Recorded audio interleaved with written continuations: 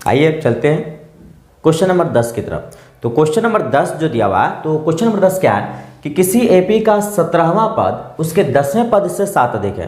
किसी एपी का 17वां जो पद है उसके 10वें पद से 7 अधिक है, तो इसका सर्वांतर ज्ञात कीजिए, यानी कि डी का मान ज्ञात करना है। तो चलिए देखते हैं, किसी एपी का 17वां पद उसके 10वें पद से 7 अधिक है, यानी कि आप यहां पर दिया हुआ क्या है, तो दिया हुआ है 17वां पद।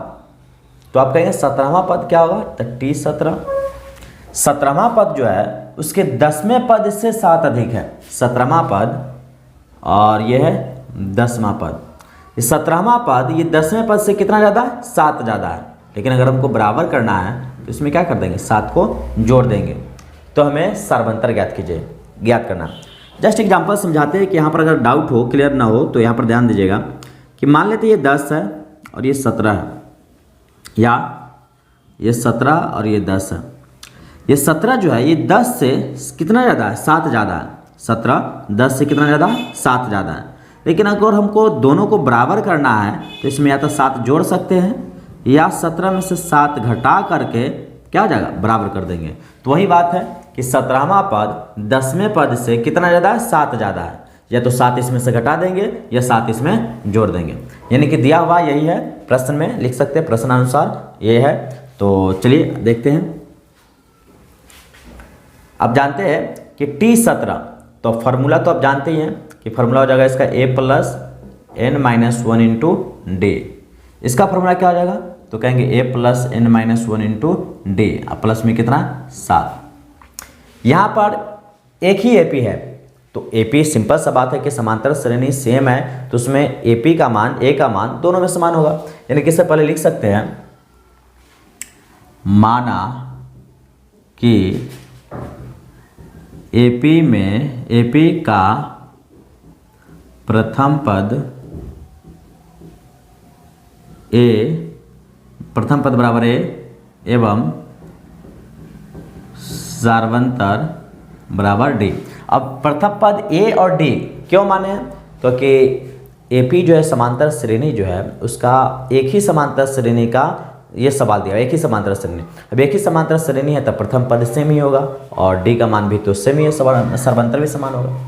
तो इसी तरह से लिखे a+n-1 इंटू डी, इसका भी n+n-1 इंटू डी लिख दिए। लेकिन यहाँ पे a+n का मान यहाँ 17 लिखना है, तो 17-1 इंटू डी इजकल टू, यहाँ पर a+n के मान कितना रखना है, तो यहाँ पर 10 रखना है, 10-1 इंटू डी। ये 7 जो अधिक था वही 7 को लिख दे यहाँ पे।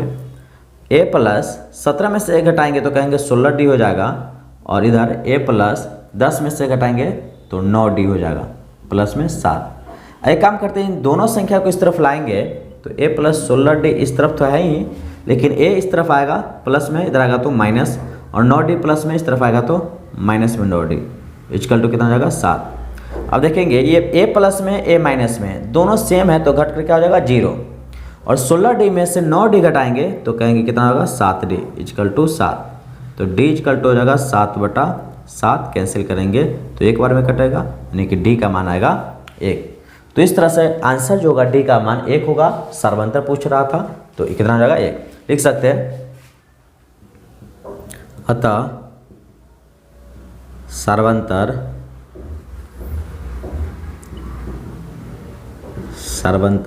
1 होगा। इस श्रेणी का जो सर्वांतर होगा था, इस श्रेणी का अतः इस एपी का जो सर्वांतर होगा कितना होगा, 1। तो आप लोग इसे नोट कीजिए।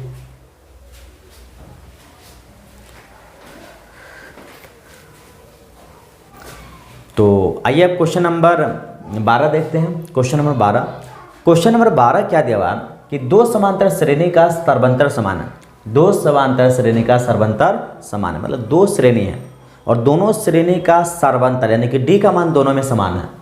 यदि इनके 100वें पदों का अंतर 100 है और इनके 100वें पदों का अंतर देखा जाए, यानी कि दोनों समांतर श्रेणी के 100वां पद का अंतर कितना है, 100 है, तो इनके 1000वें पदों का अंतर क्या होगा। अगर क्वेश्चन है कि दो श्रेणी है, दो समांतर श्रेणी है और दोनों समांतर श्रेणी में जो डी का मान है वो समान है और दोनों का जो 100वां पद निकाला गया, तो दोनों के 100वें पद का अंतर देखा गया तो वो 100 ही है। दोनों का अंतर कितना का था? 100 का। तो क्वेश्चन है कि 1000 पद का अंतर दोनों का वो कितना का होगा? 1000वें पद का अंतर कितना का होगा? तो आइए देखते हैं इसमें सवाल है। तो इस सवाल में पहले दिया हुआ क्या चीज़ है? प्रश्न में दिया हुआ है कि प्रश्न में दिया हुआ है कि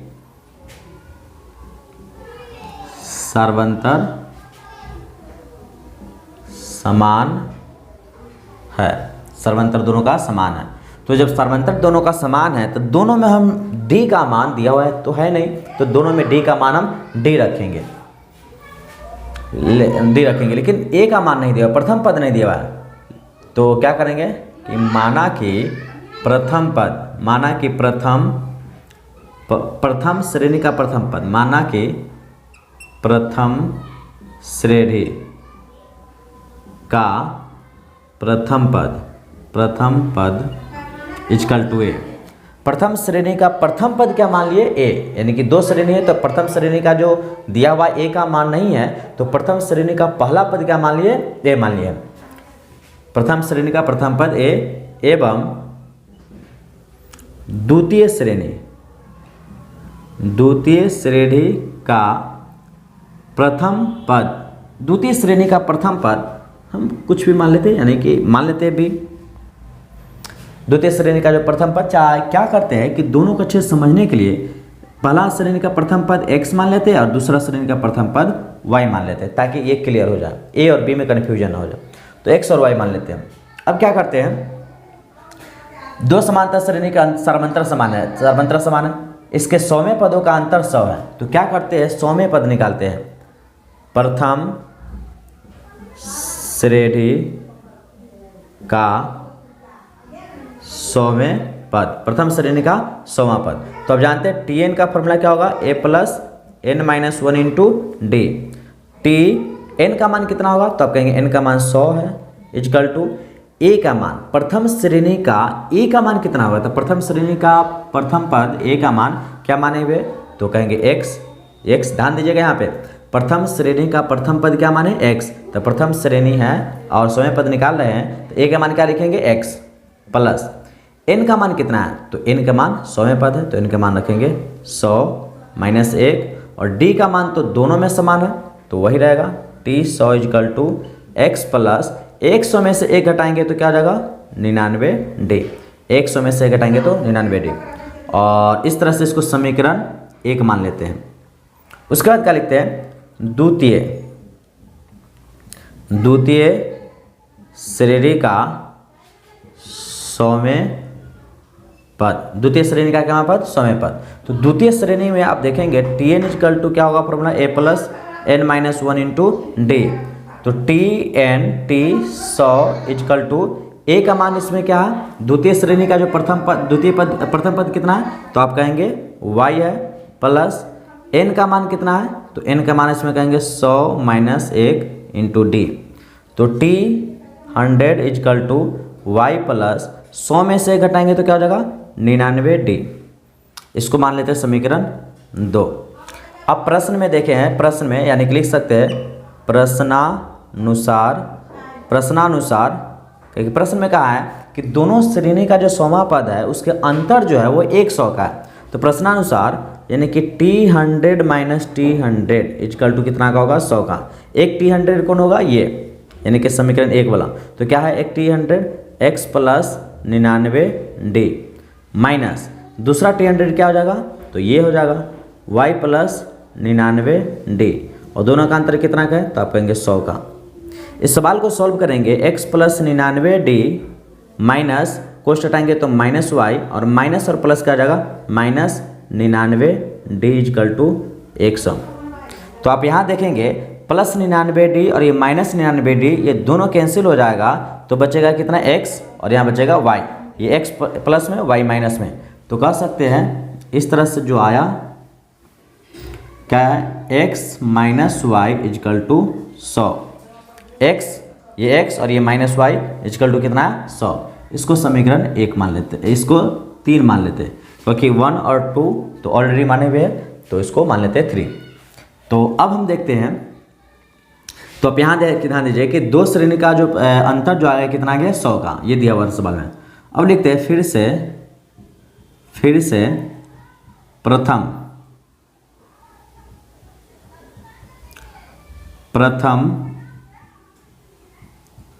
श्रेणी का 1000वें पद, प्रथम श्रेणी का 1000वें पद। अभी 1000 पद ने कह कहा है कि 1000वें पदों का अंतर कितना का होगा। तो प्रथम श्रेणी का 1000 पद, तो आप कहेंगे Tn = a + n - 1 × d। तो Tn के जगह पर कितना होगा 1000, a के जगह पर क्या होगा। तो आप याद कीजिए कि प्रथम श्रेणी के लिए a का मान कितना माने थे, प्रथम पद क्या माने थे, तो आप कहेंगे x। तो a के जगह पर लिखेंगे x, n के जगह पर क्या लिखेंगे 1000 - 1, और d का मान तो सेम ही है दोनों में। तो T 1000 = x + 1000 में से 1 घटाएंगे तो कहेंगे ये 999d हो जाएगा। तो इस तरह से आप लिखेंगे इसको, T 1000 = x + 999d, इसको समीकरण 4 मान लेते हैं, 3 है तो इसको 4। एवं इसी प्रकार से द्वितीय श्रेणी का 1000वें पद, द्वितीय श्रेणी के क्या पद 1000वें पद। तो द्वितीय श्रेणी का 1000वां पद निकालेंगे तो Tn = a + n - 1 × d formula use करेंगे, और Tn के जगह पर क्या लिखेंगे 1000 = अच्छा द्वितीय श्रेणी का जो प्रथम पद यानी a का मान जो होगा वो कितना हो जाएगा y, क्योंकि पहले ही माने हुए द्वितीय श्रेणी का ये y प्लस n का मान क्या हो जाएगा, तो n के मान वही 1000 - 1 × d। तो क्या हो जाएगा y + 900, 1000 में से 1 घटाएंगे तो 999d होगा, यानी कि T 1000 जो हो जाएगा 999d। इसको समीकरण 5 मान लेते हैं। अब क्या करेंगे, समीकरण 4 में से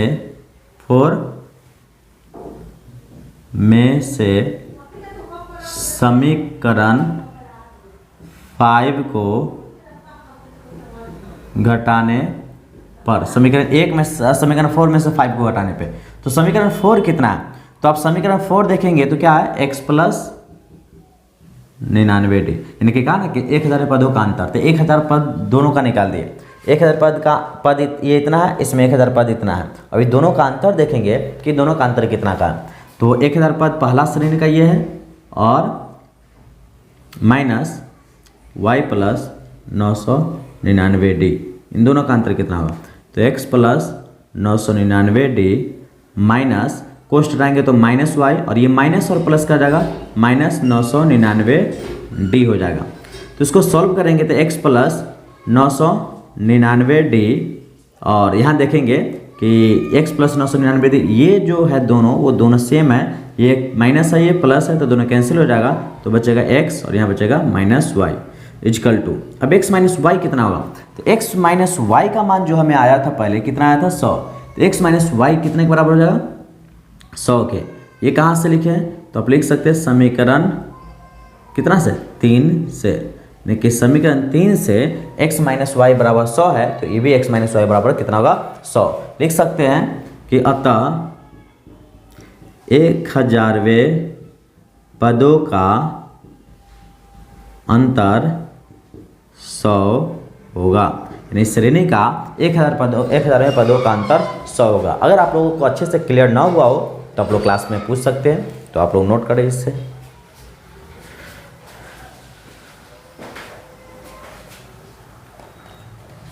क्वेश्चन नंबर 19 की तरफ बढ़ते हैं। तो क्वेश्चन नंबर 19 क्या है कि सुब्बाराव ने 1995 में 5000 रुपया मासिक वेतन के पद पर कार्य किया और प्रत्येक वर्ष 200 रुपया वेतन की वृद्धि प्राप्त की, तो किस वर्ष उसका वेतन 7000 रुपया हो जाएगा। तो सुब्बाराव ने 5000 रुपया वेतन के शुरुआत किया और हर वर्ष उसके 200 रुपया वेतन बढ़ जाता है, तो कितने वर्ष के बाद उसका वेतन 7000 रुपया हो जाएंगे। फिर से 1995 में 5000 से शुरुआत किया, 1995 में वो 5000 रुपये का वेतन था और हर साल उसके वेतन में कितनी बढ़ोतरी होती है 200 के, तो कितने वर्ष के बाद उसके वेतन 7000 हो जाएंगे। तो आइए देखते हैं सवाल में दिया हुआ क्या चाहिए। एपी किस तरह से बनेगा, तो सुबह आपने पहला वर्ष 5,000 रुपया कमाया, दूसरा वर्ष वेतन में कितना बढ़ गया 200 रुपया, यानी दूसरे वर्ष उसको 5200 मिलेगा। अगर इसी तरह से देखें तो तीसरे वर्ष कितना मिलेगा 5400, फिर 200 रुपया बढ़ जाएगा।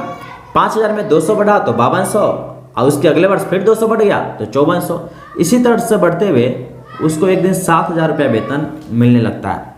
तो कितने वर्ष के बाद, पहला वर्ष 200, फिर 200, तो इस तरह कितने वर्ष के बाद 7000।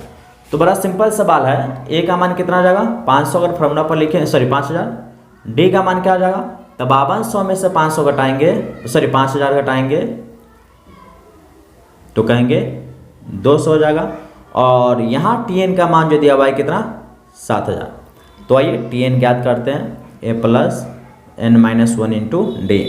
टी एन का मान हमको पता नहीं है, लेकिन टी एन दिया हुआ है कितना 7000 इजकल टू ए का मान कितना है, तो आप कहेंगे 5000 प्लस एन का मान ये पता नहीं है, और डी का मान कितना है तो आप कहेंगे 200।